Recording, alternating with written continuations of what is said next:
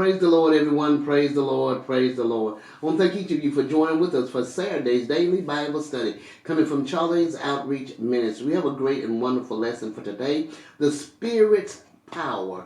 The Spirit's power. Come from 1 Corinthians 2, verse 1 through 16. Amen. We're proclaiming Christ crucified. Amen. Powerful lesson. Before we get started, I want to ask if anything is said touches your heart, soul, or spirit, or you have any questions or comments, please feel free to jot them at the bottom of the screen below, and I will get to them as soon as possible. Also, if you would subscribe to my channel and join with us as we gather together to study and meditate on the word of the Lord. Amen. We have a powerful lesson, as I stated, but we're going to have prayer, then we're going to move right into the word. Amen. Dear God in heaven, we thank you, Father. We thank you that you're a wonderful and great God. We thank you that you are our counselor. We thank you that you are God Almighty, and beside you there is none other. We thank you that you are our everlasting Father and our Prince of Peace. We thank you, Father, that you are our all in all. We give you the glory, the honor, and the praise, Father. We thank you, Father, for all that you have done, you is doing, and you shall do in each of our lives. Lord, we ask you to go with us and stand by us. Hold us in the hollow care of your hand, Father, in the mighty name of Jesus. Lord, we ask you to go with us and be with us in the mighty name of Jesus. Guide our tongue, our thoughts, and our action, Father. Be with us on our jobs and in our homes, Father. Lord, as you're with us and through the Holy Spirit, Father, help us to follow the unctioning of the Holy Spirit, that our tongue will be bridled and speak the right things and speak things of glorification and blessing to our fellow sister and brother in Christ, in the mighty name of Jesus. Guide us and lead us into all truths in the mighty name of Jesus. Lord, we give you glory, honor, and praise, and we thank you for it, Father, in the mighty name of Jesus. Lord, as we go in your word, Father, we thank you that our eyes is open and we see, and our ears open that we hear.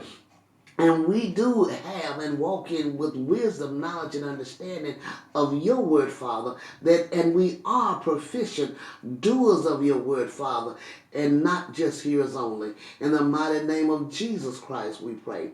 Amen, amen, and amen. All right. The Spirit's power. The Spirit's power.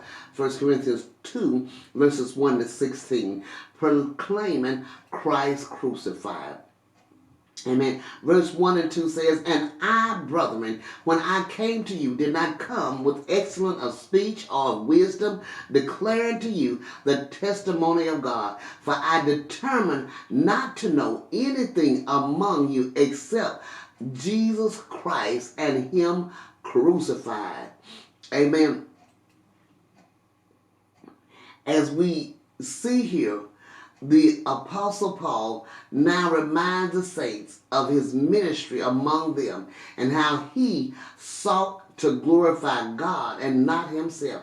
He came to them proclaiming the testimony of God, not with excellence of speech or of wisdom. He was not at all interested in showing himself off as an orator or philosopher. This shows that the Apostle Paul recognized the difference between ministry that is soulish and that which is spiritual. By the soulish ministry, we mean that which amuses, entertains, or generally appeals to man's emotions. Spiritual ministry, on the other hand, presents the truth of God's word in such a way as to glorify Christ and to reach the heart and consciences of the hearers. The content of Paul's message was Jesus Christ and him crucified. Jesus Christ refers to his person, while him crucified refers to his works.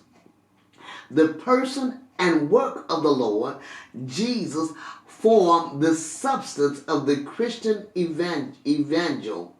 Paul further emphasizes that his personal demeanor was neither impressive nor attractive. He was with the Corinthians in weakness, in fear, and in much trembling. The treasure of the gospel was contained in an earthen vessel, that the excellence of the power might be of God and not of Paul.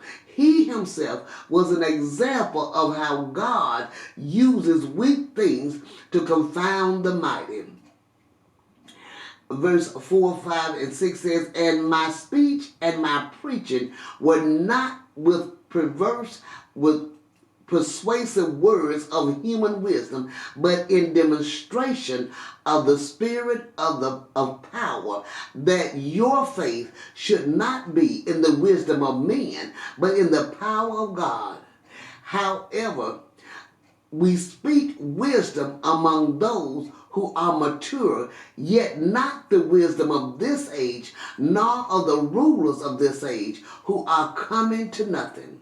As we see, neither Paul's speech nor his preaching were in persuasive words of human wisdom, but in the demonstration of the Spirit and of power. Some suggest that his speech refers to the material he presented and his preaching to the manner of its presentation. Others define his speech as his witness to individuals and his preaching as his message to groups. According to the standards of this world, the apostle might never have won an oratorical contest. In spite of this, the Spirit of God used the message to produce conviction of sin and conversion to God. Paul knew that there was the utmost danger that his hearers might be interested in him or in his own personality rather than in the living God, in the living Lord.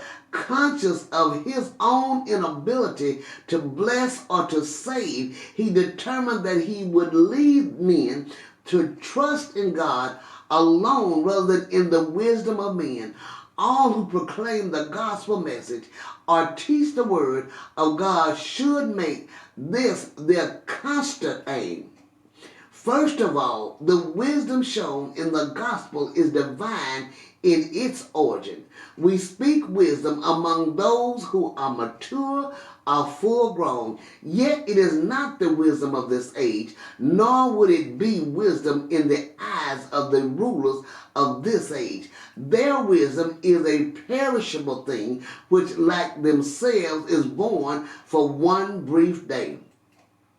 Verse 7 and 8 says, "But we speak the wisdom of God in a mystery, the hidden wisdom which God ordained before the ages for our glory, which none of the rulers of this age knew, for had they known, they would not have crucified the Lord of glory. But as it is written, eye has not seen, nor ear heard, nor have entered into the heart of man the things which God has prepared for those who love him." As we speak the wisdom of God in a mystery is a New Testament truth, not previously revealed, but now made known to believers by the apostles and prophets of the early church age. This mystery is the hidden wisdom which God ordained before the ages for our glory. The mystery of the gospel includes such wonderful truth as the fact that now Jews and Gentiles are made one in Christ, that the Lord Jesus will come and take his waiting people home to be with him, and that not all believers will die, but all will be changed. Verse 8, the rulers of this age may refer to demonic spirit beings in the heavenlies or to their human agents on earth. They didn't understand the hidden wisdom of God, Christ on a cross, or realize that their murderer of the Holy Son of God would result in their own destruction. Had they known the ways of God, they would not have crucified the Lord of glory. As we look in Isaiah 6:4 is a prophecy that God had treasured up wonderful truth which could not be discovered by the natural senses, but which in due time would reveal to those who love him. Three facilities, eye, an ear, and heart or mind by which we learn earthly things are listed, but these are not sufficient for the reception of divine truth, for there the Spirit of God is necessary. Verse 10 and 11 says, but God has revealed them to us through his Spirit, for the Spirit searches all things, yes, the deep things of God. Verse 11, for what man knows the things of a man except the spirit of the man which is in him? Even so, no one knows the things of God except the Spirit of God. Verse 12, now we have received not the spirit of the world, but the Spirit who is from God, that we might know the things that have been freely given to us by God. As we look, we see that in verse 9, it does not refer to heaven, that verse 9 does not refer to heaven is proven by the statement that God has revealed them to us through his Spirit. In other words, these truths foretold in the Old Testament were made known to the apostles of the New Testament era.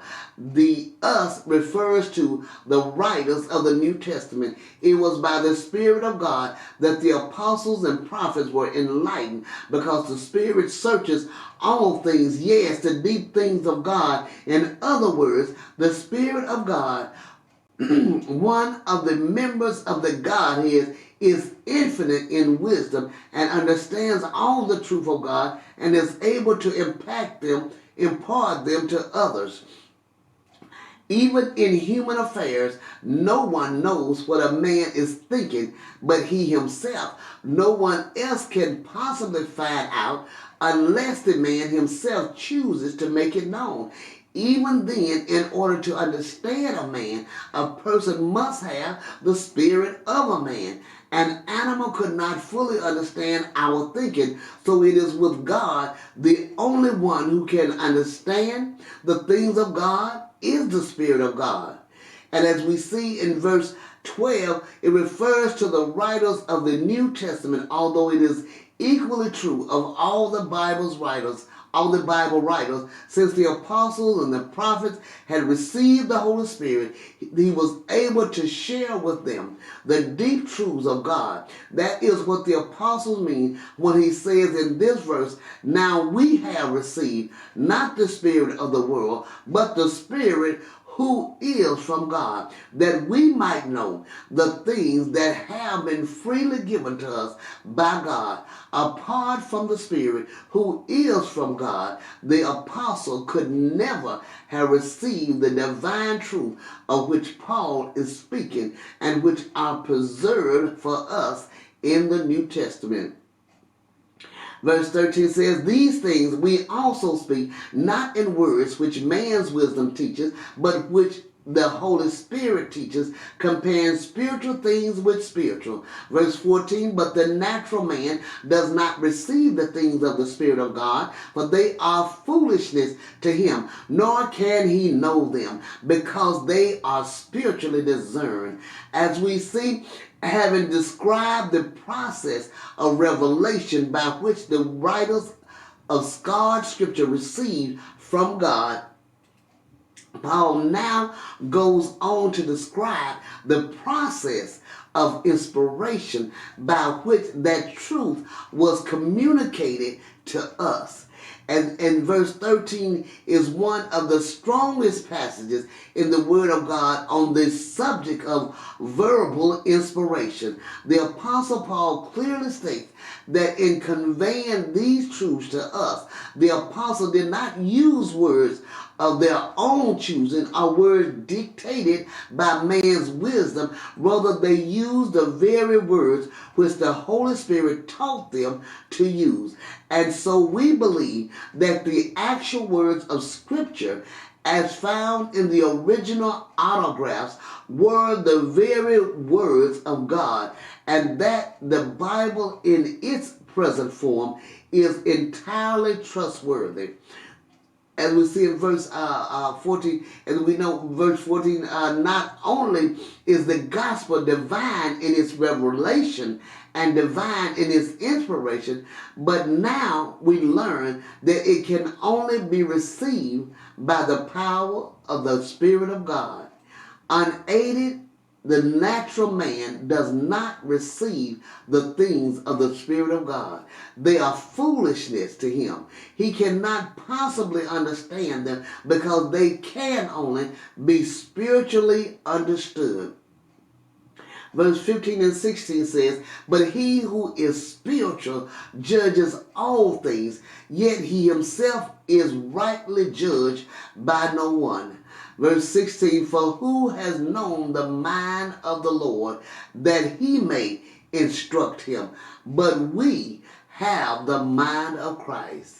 As we see, on the other hand, the man who is illuminated by the Spirit of God can discern these wonderful truths, even though he himself cannot be rightly judged by the unconverted. Perhaps he is a carpenter, a plumber, a fisherman, yet he is an able student of the Holy Scriptures. The Spirit-controlled Christian inquires into and scrutinizes the Bible and comes to an appreciation and understanding of its contents. To the world, he is an enigma. He may never have been to college or seminary, yet he can understand the deep mystery of the Word of God and perhaps even teach them to others. As we see, the apostle now asks with Isaiah the rhetorical question, "Who has known the mind of the Lord, that he may instruct him?" To ask the question is to answer it. God cannot be known through the wisdom or power of man. He is known only as he chooses to make himself known. However, those who have the mind of Christ are able to understand the deep truths of God. To review then, first there is revelation, verses 9 through 12. This means that God's revealed previously unknown truths to men by the Holy Spirit. These truths were made known supernaturally by the Spirit of God. Secondly, there is inspiration, verse 13. In transmitting these truths to others, the apostles and all other writers of the Bible use the very words which the Holy Spirit taught them to use. Finally, there is illumination, verses 14 to 16. Not only must these truths be miraculously revealed and miraculously inspired, but they can only be understood by the supernatural power of the Holy Spirit. The word of the Lord, many people say, is so difficult to understand, we can't comprehend it. And I too have been at that point in my life to where I truly did not understand it. But through the grace of God, with prayer and meditation and fasting, and the Lord opening up my understanding through the Word, and in reaching out to other areas of Scripture and other commentaries to get a better understanding of the Word, He has opened my eyes that I see and my ears that I hear, that I may be a better person in walking out His Word. Amen. This is a wonderful and powerful lesson. I pray you meditate on this lesson and have a wonderful and blessed day. God bless you.